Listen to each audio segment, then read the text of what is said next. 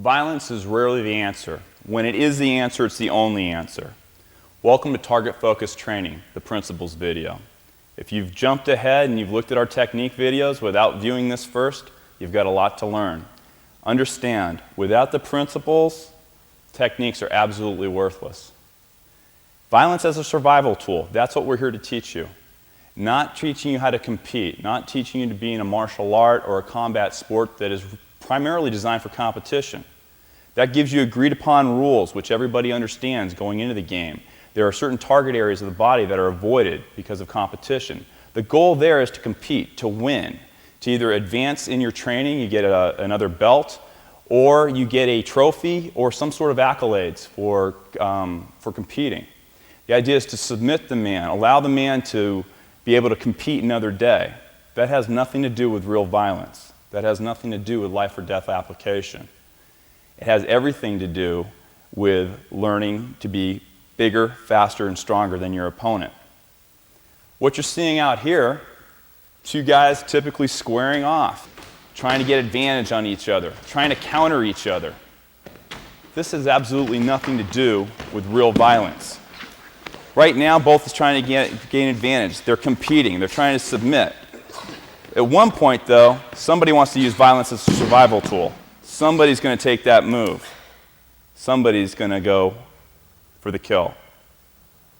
That's what target focus training is about, this eventuality. This man right here is trying to win and compete. This man here is using violence as a survival tool. You need to know how to handle this man.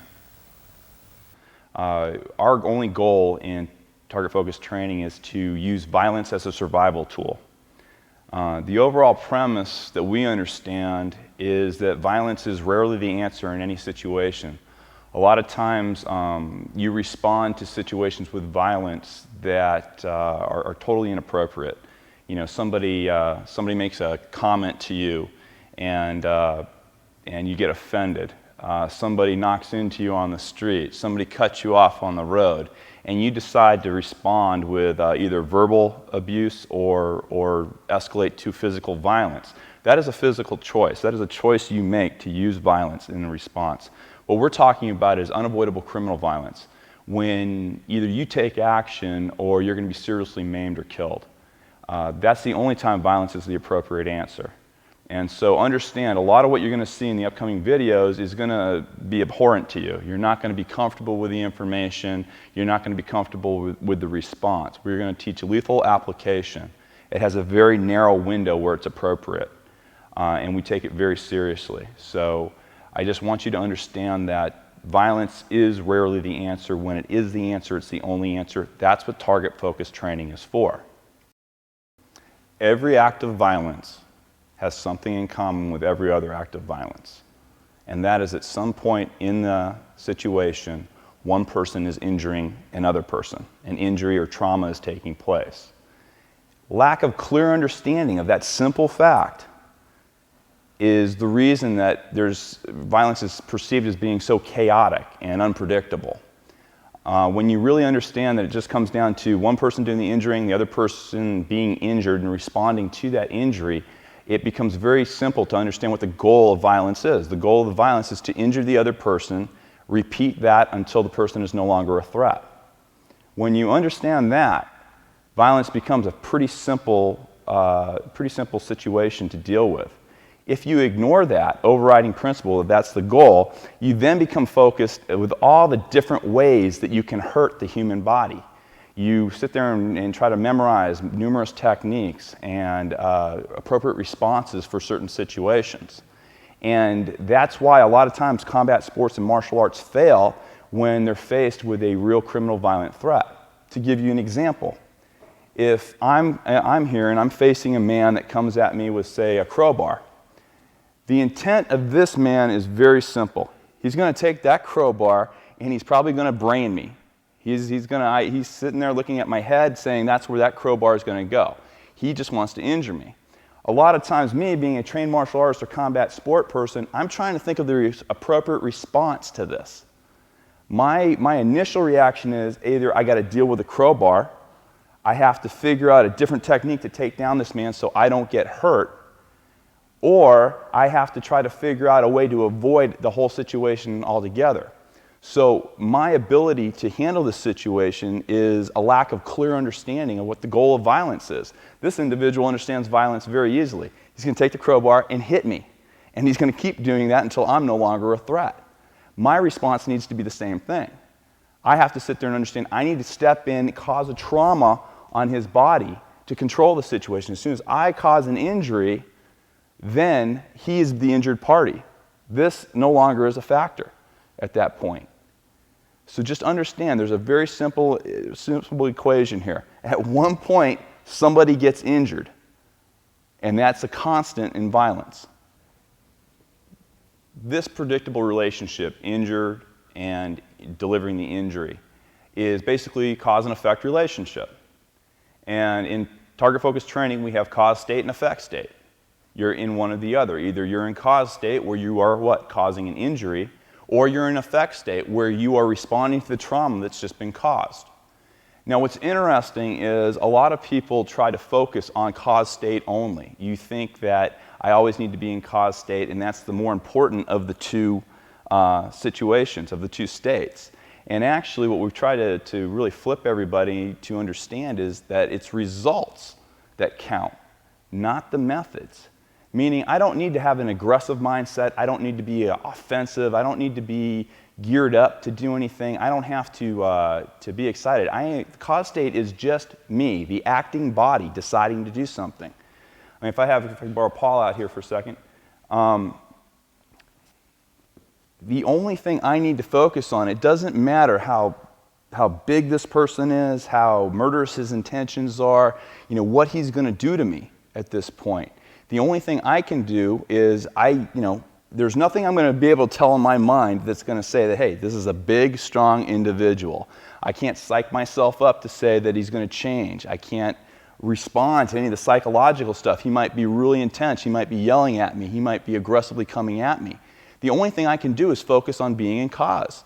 And cause is just merely picking a target and using my acting body to come. Say I want to go for his eye. Then the only thing I focus on is I look at that eye, I come in, I hit, and I get the eye at that point. That's the only thing I need to focus on. What really is important is the result. And that's the effect state. And I see by this result, this is the exact thing I want to see. I know that I've achieved trauma on the body. I have caused an effect. He is responding to what I'm doing. And that's the most important thing. I have caused an injury. And he is responding to that injury. Okay, so now we understand about cause and effect. Now, we've said you understand cause state. Cause state is merely using your body to cause an injury on the other person. Now, the effect state is really what we're interested in, because that allows us to gauge our progress. It lets us know, it gives us a feedback loop to know how we're doing in the violent encounter at this point. It's a way for us to gauge our progress. Now, there's two ways of dealing with this situation. I can look at what the medical community has provided us. No matter what, every human being has one thing, the central nervous system. And the medical community has provided us a wealth of information of how the body responds to trauma in the central nervous system. Now, I can use that information to my benefit and level the playing field, or I can choose to ignore that situation. If I choose to ignore that wealth of information, then I'm stuck always having to be bigger, faster, or stronger than my opponent. The other guy always has to be slower, less strong. I have to have one advantage over him, a physical advantage or a genetic advantage over him. Because of why? I've ignored the fact that this guy has a central nervous system. If I use that information, then I can see how I can create stimuluses within the body that bypass his ability to do anything. What do I mean by that? There's a reflex loop. When I create a stimulus in the body, a strong enough stimulus by inflicting trauma, there's a loop that goes on to protect the body, and it's a spinal reflex reaction. And basically what that is, it's the same thing when you reach out and you touch a hot surface and your hand pulls back. What that is your hand touches it, the nervous system kicks in, informs the spine, basically, that there's an injury going on, it then it forces the body to pull off of the hot stove and then informs the brain and tells the brain, hey, you've just injured yourself. This is what happened, you burnt your hand, and then it tells the brain, hey, this is what you should do. You should suck your finger, you should get some help, get some salve on it. But the interesting part for us is during the time of when he touched the surface and responded to the surface, there was nothing he could do other than react to that trauma. As a matter of fact, it doesn't have to be triggered by pain or anything else. The nervous system takes over to protect the body. Now, the medical community has known this about the body for years, the same way the doctor taps on your leg and causes you to kick. They understand how these reactions work. They're designed to protect the body. What we've done is we've flipped this information and we've allowed ourselves to level the playing field when there's a violent confrontation. Because when I can trip those type of responses in a bigger, faster, and stronger individual, I own him. Because the only thing that's happening, say I go and I want to take the wind from this man. Well, one of the easy ways to do that is to kick to the groin area. And so if I go to kick to the groin area, boom, I get a predictable response. The man bends forward, the chin juts out, and this is a unique response to this particular target. I know this is a correct response. Now, what's interesting is I also know if I don't get this particular response, I know that I haven't hit my target correctly. Say I went to the side. Say instead of kicking to the groin, I kicked him to the inside of the leg, which provided a shot to the saphenous nerve. I get a response where I don't see the butt jutting out, I don't see the hands going to the groin area, I don't see the trauma going effectively. What does that tell me? I didn't get my result. I wanted to kick the groin, I hit the saphenous nerve, I got a different result. That feedback loop allows me to then pick another target, say the solar plexus, to come in and hit the solar plexus and get the result that I wanted, which was taking the man's wind. That's just a very simple demonstration of understanding the targets. You can go ahead and stand up. There's no doubt this guy is bigger, faster, and stronger than I am at this point. The only way I can level the playing field is if I use his central nervous system against him. I don't want to compete with this man. So the only way I can do that is through the training methods that we show you, where you access specific targets on the body and get specific results. We're rolling?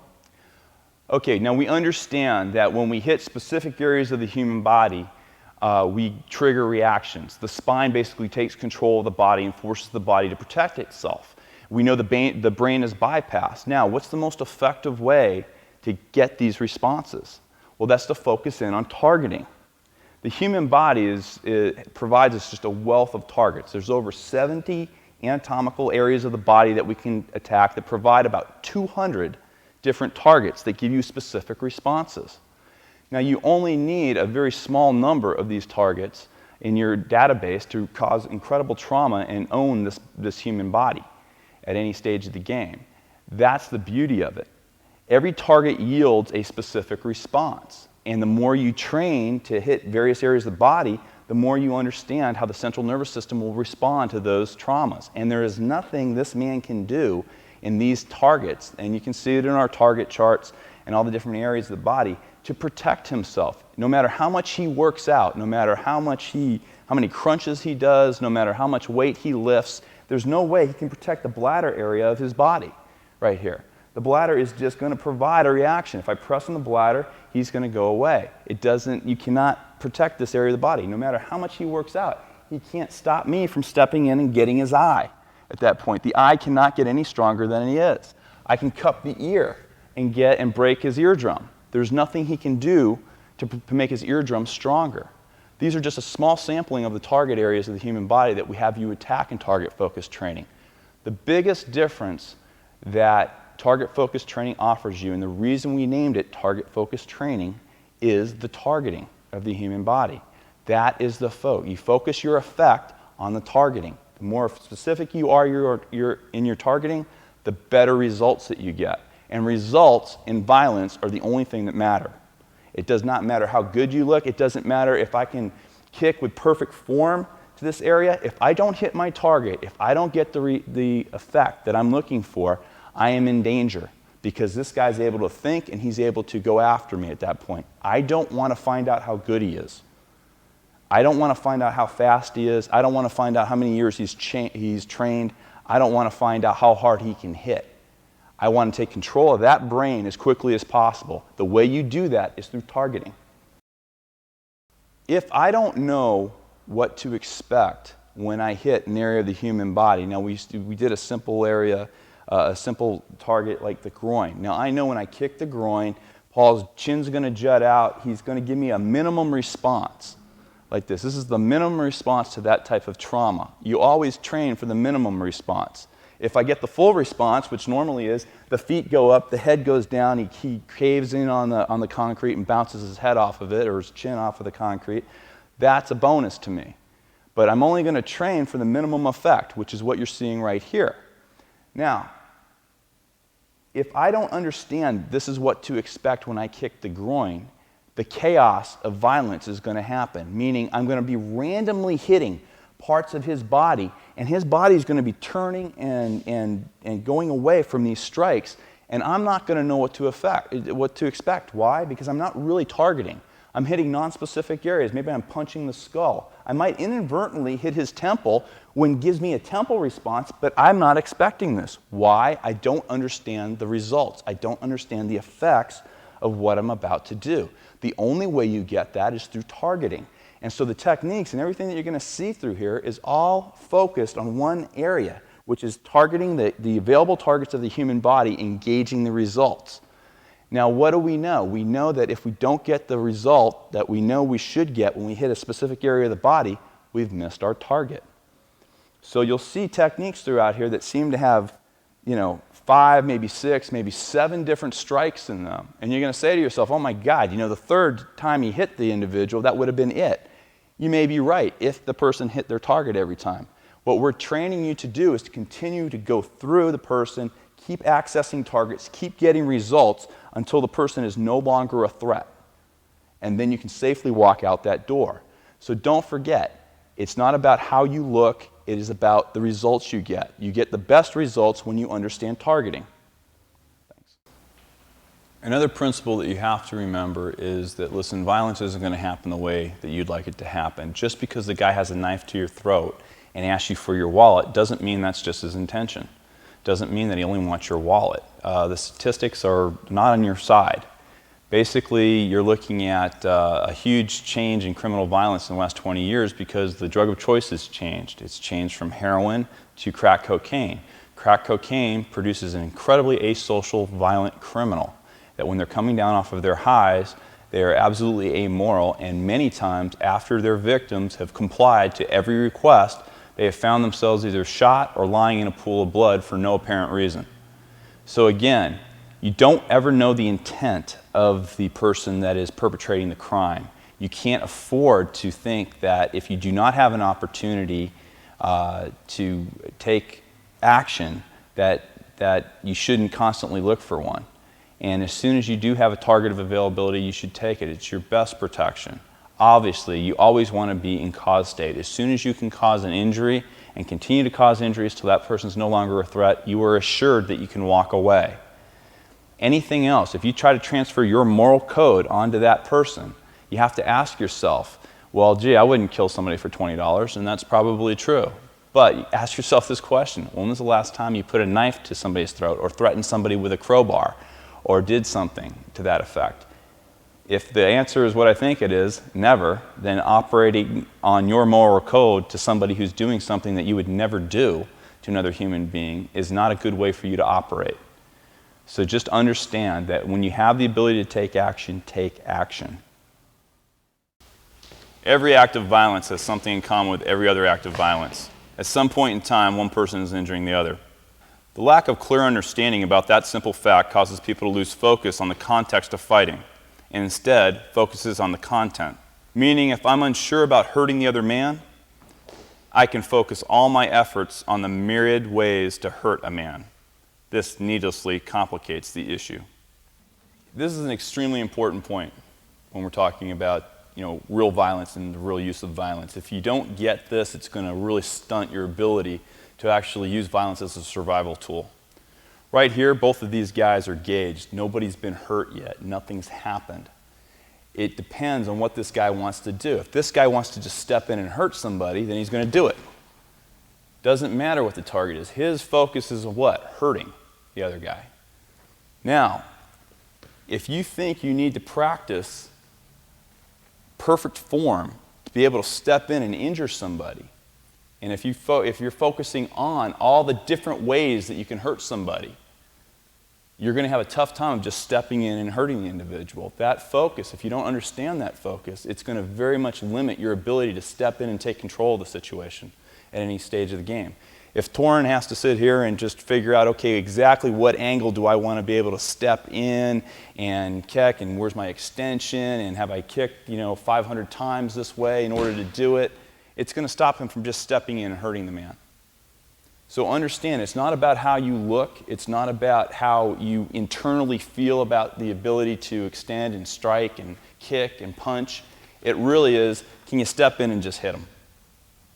Where most concepts of self-defense fail is in the fact that they introduce unnecessary complexity to the situation, requiring you to learn set methods, strikes, poses, all sorts of other things that really gets away from the principle of violence, which is either you're hurting somebody or you're being hurt. It's very simple. Once you introduce this concept into the situation, your focus is solely on injuring the man.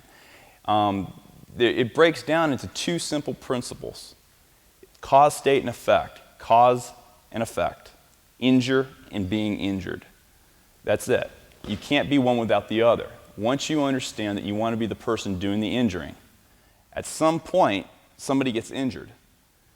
These two guys, they can square off, they can do it, but the violence starts as soon as somebody's injured, as soon as you've inflicted trauma on the human body.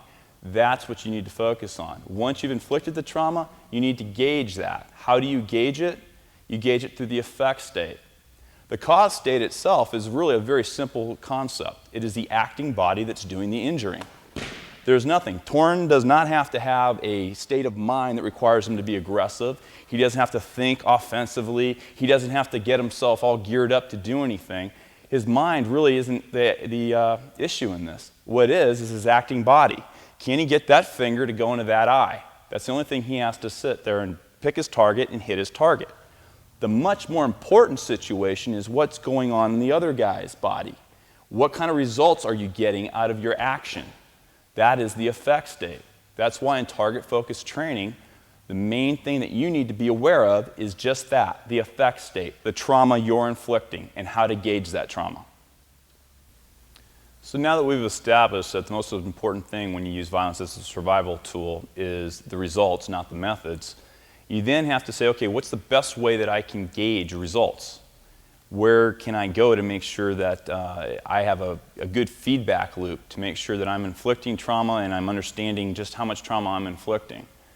The best way to do that is to really look at the difference in the way most people look at targeting people.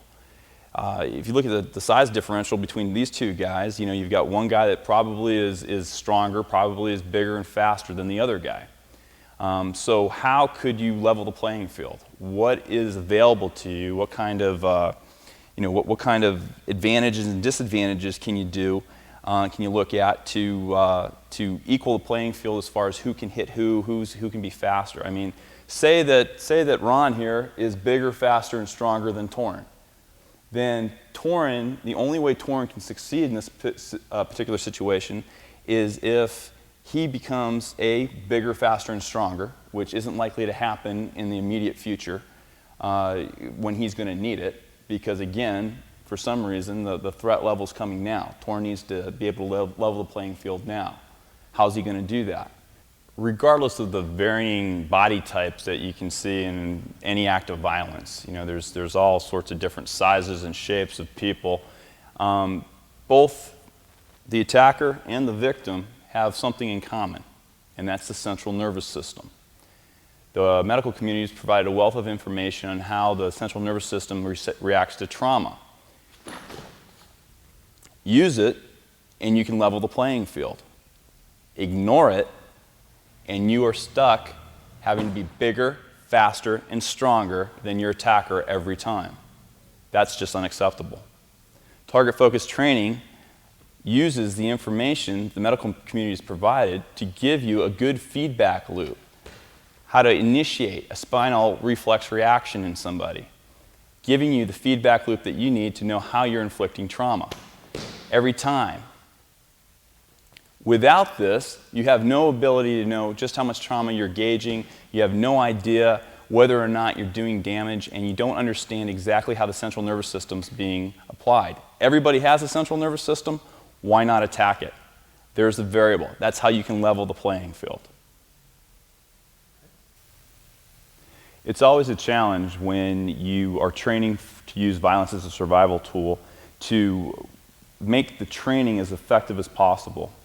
You'll notice that if you've seen some of the exchanges in the coordination sets that we're using, that there is the fighter and there's the reaction partner. And there's an agreement that goes on between the two, that as you're striking a target, your reaction partner is giving you the proper reaction.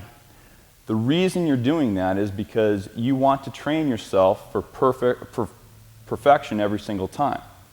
And so if I want to sit in, if I'm working with Ron here and I want to make sure that I can step in and hit that Adam's apple, I step in as close as I am, I put my fist right on the Adam's apple and I extend through the punch. And I see, this is what I should see at a minimum when I correctly hit the Adam's apple. He's giving me the exact reaction. As my reaction partner, he's doing me a huge favor here. He's training me to recognize what a proper reaction looks like. Now, my only other alternative is to actually come in, go full force, hit him to the Adam's apple, and make sure that it works. That's a great alternative. The only problem is I won't have any training partners left. So when it comes to reality fighting that you see out there, and you see people pad up, and they use all these, like Michelin Man, Red Man suits, and things like that. I understand the reasoning behind it, but there is no way to actually get into the vital areas of the human body and attack them if they're padded. Light contact to the area, light trauma to the area is such a great tool of instruction for your reaction partner and for yourself. It builds confidence within the system. It also builds confidence that the central nervous system can be shut down regardless of size, speed, or physical strength. It doesn't matter what his intent is, it doesn't matter what his capabilities are. As soon as I step in and I tap into that spinal reflex reaction, I own that body. As long as I continue to hit targets and get reactions, there's nothing he can do other than react for me. And that's the key to the system. Because ignoring any of that or trying to go with strength, speed, or physical skill, you're always running the risk that you're going to find somebody bigger, faster, and stronger that you're fighting against. So, in order to completely understand how to be a good reaction partner, which is just as important as being a good fighter in the system, we're going to sit and we're going to go over the quartering of the human body and how the human body reacts to trauma. In order to do that, I'm going to have my instructor, Torrin Hill, go through that process. I'm going to start off, there's essentially 3 different levels to the reactions themselves. So in these levels, when we're actually striking the target, we're going to expect essentially 3 different things to occur. At one level, the hands and the eyes are going to go to the location of the trauma. So if I kick Ron, let's say in the saphenous nerve right above the knee, kick Ron here, Ron's going to reach for it and look for it. That's a real basic idea. Next step up from that, we're going to divide the body, as Tim said, into quarters. We have the different quadrants divided along the spine, essentially, the main structural unit of the body, and across the solar plexus, or the end of the sternum right here, the rib cage, which is the center of rotation for the body in the torso vertically. If I hit him to either side of the spine, he's going to rotate in that direction. Hit Ron in that direction, takes a step. Hit Ron in this direction, takes a step and rotates in that direction for me. If I hit him above the solar plexus, he's going to take a step back, at least, and do his best to maintain his balance as he nearly falls down. If I hit him below the solar plexus, he's going to fold for me. So if I punch him here, he's going to bend over for me.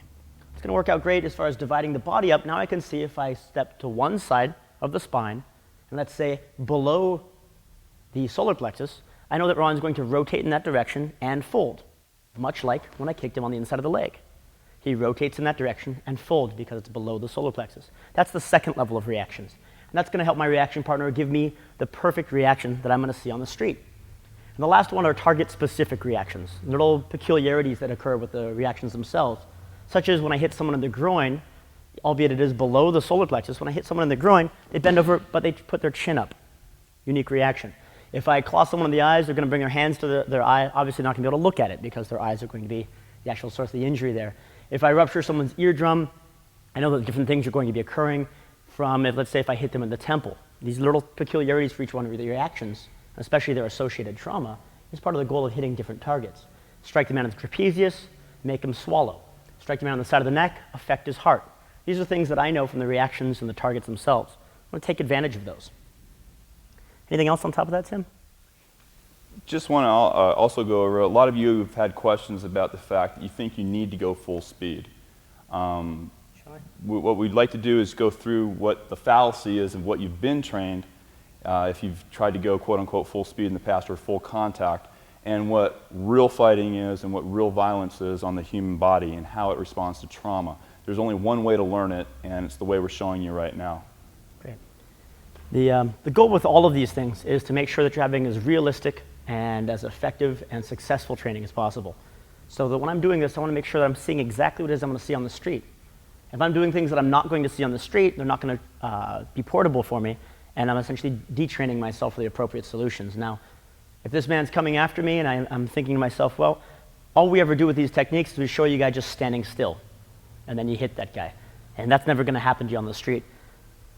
Conversely, we can't really show you every single different way the man's going to come after you. So instead, we show you this so that we can show you how to strike the targets themselves. There's not a lot of understanding or expectation on our part that the man's going to be standing there every time, or that you're going to walk up to somebody and simply assault them. That's not the goal of these tapes. Along those same lines, I want to make sure that I get success out of every single time that I strike a target. And to do that, I want to move as slowly as possible, strike a target, and follow all the way through, with the goal being maximum injury for my reaction partner, although not actual maximum injury. So in doing this, I'm going to go as slow as possible, maximize my hand-eye coordination, touch exactly the target I want, and then follow all the way through. And we're going to get into the follow all the way through and the physics related there in just a moment. So when I'm actually touching these targets, it's important for me and Ron that we go very slow. I step all the way in as close to him as possible. I touch exactly what I want while looking at exactly what it is that I want. I step in, I connect, and I push. I step in, I connect, and I push. And I'm going to be able to get reactions out of Ron every single time. Another thing that you're also going to find is when you're striking these targets, the goal here is to move as slowly as possible. Get as close to them as possible, touch them, following all the way through. It's very common for people to practice training. They want to work moving as fast as they possibly can. So let's say we're going to strike the solar plexus or the throat here. And they're moving as fast as they can. And they get busy punching the guy. They want to see exactly how it looks when they strike the guy. As you can see here, I'm moving my hand very rapidly towards his throat. And I also have to expend a lot of energy pulling my hand back to make sure I don't actually injure Ron. Also, my distancing is off. If I actually want to injure somebody's throat, I don't want to make him choke and gag. If I'm chopping him in the throat, I'm probably trying to actually crush their windpipe, crush the trachea. And to do that, I want as much follow-through as possible with as inelastic reaction as possible, something we'll talk about later. So in doing this, instead of chopping Ron in the throat, what I'm going to do is I'm going to touch his throat and push all the way through. That gives me an idea of what it'll look like if I'm actually stepping in and chopping Ron in the throat full force. I'm going to get the exact same amount of follow-through, hit the exact same target, have the exact same amount of footwork, and get something that's dramatically different as far as the net reaction in him on the street. The person I'm doing this to on the street is going to have a crushed trachea. Ron can survive that. Ron can smile, come back to me, and we can continue doing the training. The goal here is to make sure that we have maximum success and that I'm training my brain to see exactly what it is that I'll see on the street. So in that idea, I need to make sure that I'm striking a target, seeing an accurate associated reaction, and then I have something that I can take with me. On the street, I know that I've actually struck my target when I see the reaction that I've trained for. If I don't see that, if I get busy whacking around like this, or Ron's padded up, he's not doing reactions for me, I can never gauge my success. It'll actually seem more chaotic to me. If I actually accidentally strike a target on the street and the guy spins and rotates and does something differently with his body, I'll be even more confused as to what's going on. Rather than feeling secure and having a landmark, a milestone to gauge my success, I'll actually be looking at Ron and thinking to myself, what on earth is going on? Why is he bending and twisting this way? Why is it he's turned away from me? I'm not really going to be sure what it is that I'm doing. But because I know that if I poke Ron in the eye, he's going to go ahead and do this reaction for me, when I see exactly this with Ron's body, I'll know that I've poked him in the eye successfully. Thanks, Ron. Just remember, in closing on all of this, the only limitation in your training is your partner's ability to react because you need him. On the street, you don't have to worry. The reactions are going to happen. It doesn't matter what the man does. As soon as you have him reacting, he goes to grab me, he does whatever. As soon as I get the first reaction, I own his body at that point. So put in whatever you want. What we're training you for is absolute success. I need this man. I got to train with him. He's got to give me good reactions. You'll see in the beginning of the tape some of us working out at workout speed.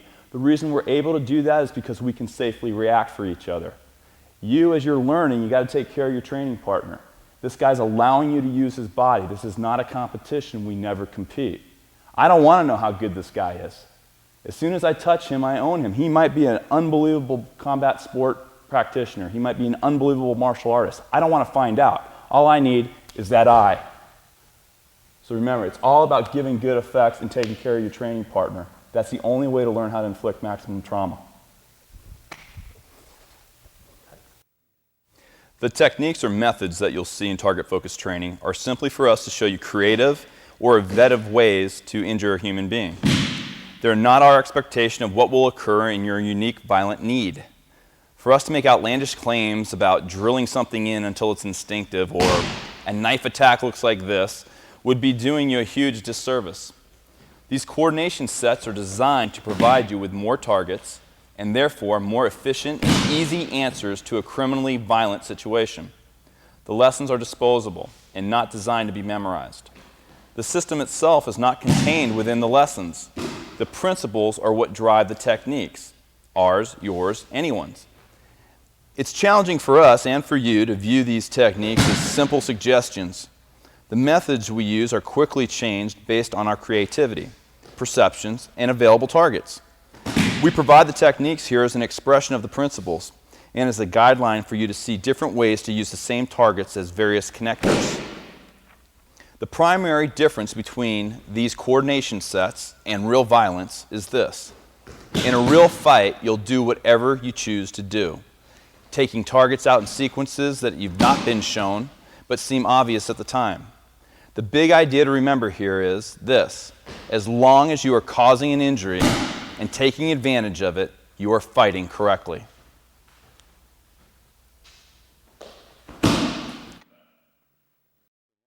Now we're going to introduce the mechanics of strikes, the mechanics of and the dynamics behind how we teach you to strike and inflict maximum damage on the human body.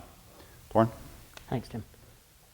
The equation force equals mass times acceleration is the important one here. We're really trying to cause as much trauma in the body, and that's going to be from using as much essentially blunt trauma as possible, and you're going to be maybe using your body for that purpose. In doing that, a lot of people work very hard on trying to accelerate as much as they possibly can, going as fast as possible. And our purpose here is to make sure that we put in as much energy as possible. If I just simply hit Ron in the head with my hand moving as rapidly as possible, there's not a lot of necessarily energy in it because my hand doesn't weigh that much. But rather what I'd like to do is I'd like to make all 150 pounds of me strike Ron in the head as hard as possible. To do that, a couple different things need to happen. To accelerate, I'm going to have to move my arm, my entire arm, as much as possible, from as close to me to as far away in sequence to get my hand to accelerate. Essentially like pitching a baseball. But to strike Ron with as much body weight as possible, I'm going to need to lock my arm, make it as solid as possible so that it doesn't move. So when I hit Ron on the head, he actually moves away and my arm stays as a fixed object. Kind of like making my whole arm into a bat. So because these two things are in opposition, I can go either as fast as possible or as much fixed energy as possible. I want to make sure that I'm finding the sweet spot.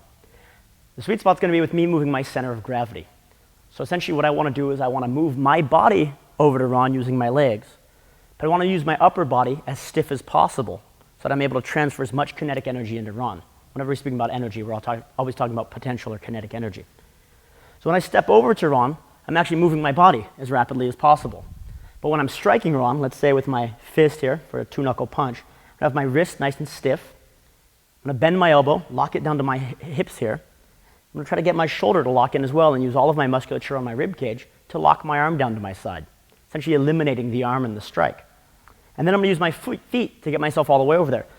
So when I step over and strike Ron on the solar plexus, Ron feels a lot of energy, 150 pounds on the end of my fist. Whereas if Ron was simply standing here and I popped Ron on the solar plexus, that would suck. He's still going to give me a reaction. It doesn't feel so great for Ron. It's more of a surprise for Ron. But the interest here is that Ron isn't displaced. Ron doesn't fall down as much. It's kind of like swinging a stick to crack someone's leg, and you're going to end up injuring the knee, but it's not necessarily going to drop the man. Our goal here is to make sure that when we ever strike somebody, we're always trying to put the man down with every strike. 100% follow through, 100% body weight, with your arms in as tight as possible. Once again, trying to get your arms in, trying to eliminate the motion of the shoulder and the elbows from the strikes, always fixing the wrist as stiff as possible. and then trying to use your legs to give yourself that acceleration.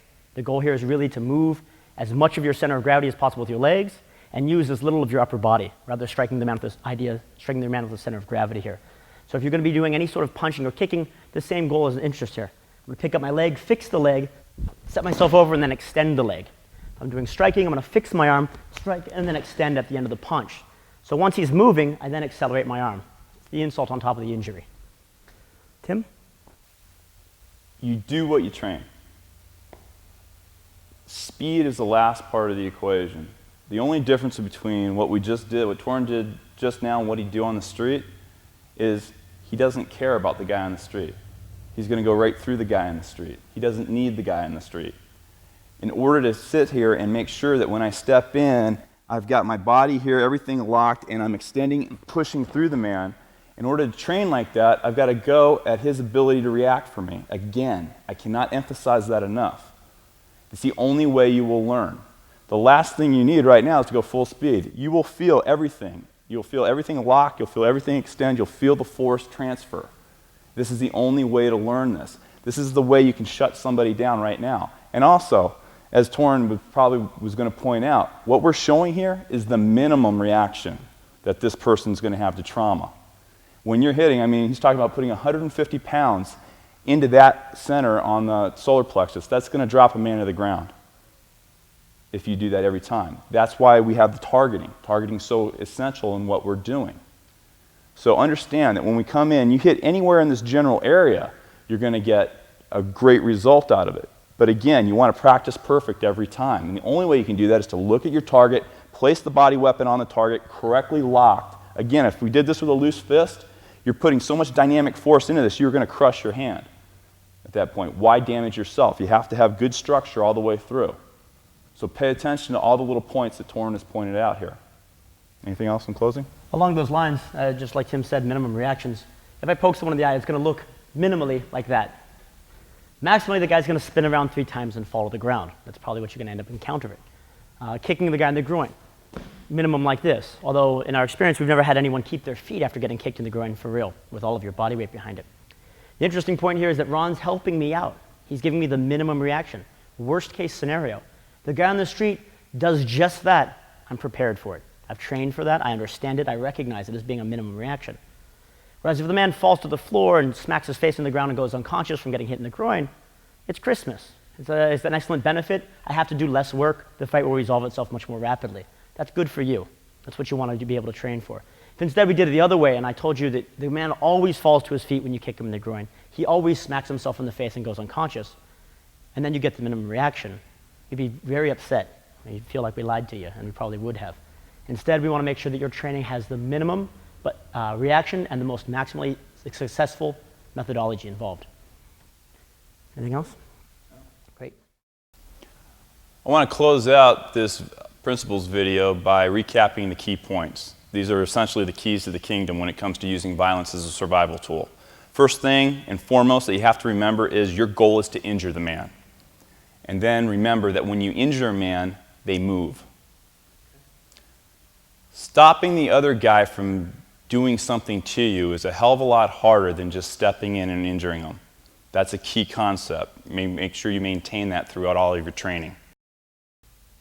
When you fight to injure the man. All other motives are useless to you. You're not there to go home to your family. You're not there to go visit your friends. You're not there to say you want to live for another day. The only thing that's going to get all of those things accomplished is if you injure the other man. Make sure you know of your motive. Remember, there are no styles in violence. It's ugly, it's devoid of any social benefit, and the only thing that will save you when your life is on the line. Remember, there's no such thing as knife fighting, stick fighting. Fighting is fighting, either with or without a weapon. Horizontal, vertical, find a target, injure the man. There are no ranges in fighting. You're on top of the man at all times. Techniques don't survive fights. Fighters do. It isn't about hitting first or second or third. It's about hitting now. It's better to be the cause of the effect rather than the effect that was caused. And in closing, Remember, injure the man, repeat until satisfied.